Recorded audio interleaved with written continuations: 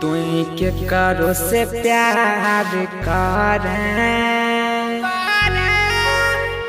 अब गम नहीं हमारा रहतो।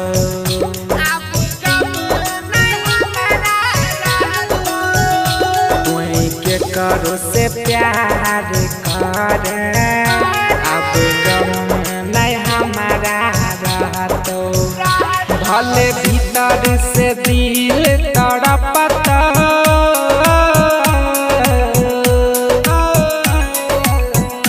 भले भीतर से दिल तड़पता, नहीं आँख से लोड़ावा बहतो। तोय के करो से प्यार करें, अब गम नहीं हमारा रहतो।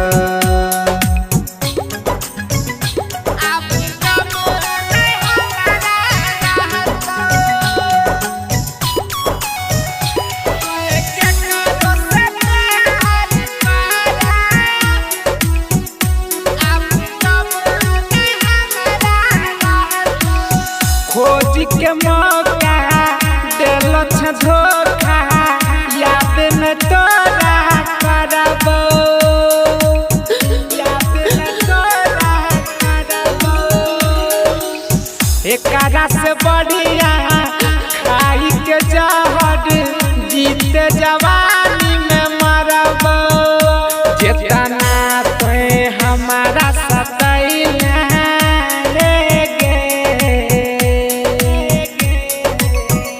जितना तो हमारा सतैया, इतना नहीं कोई सहतो।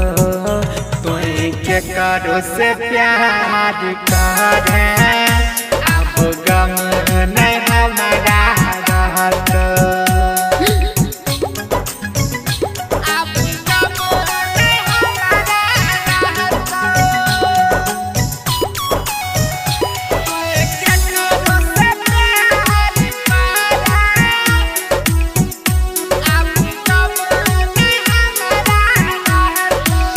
हमारा इतना कोई नहीं चाहतो, तोरा गे हर जाई, तोरा गे हर जाई।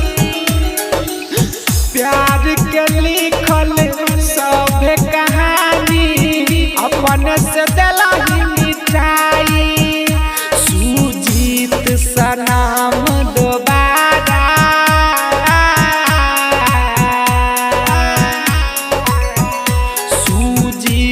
सनम दोबारा, ई बात न तोरा कहतो।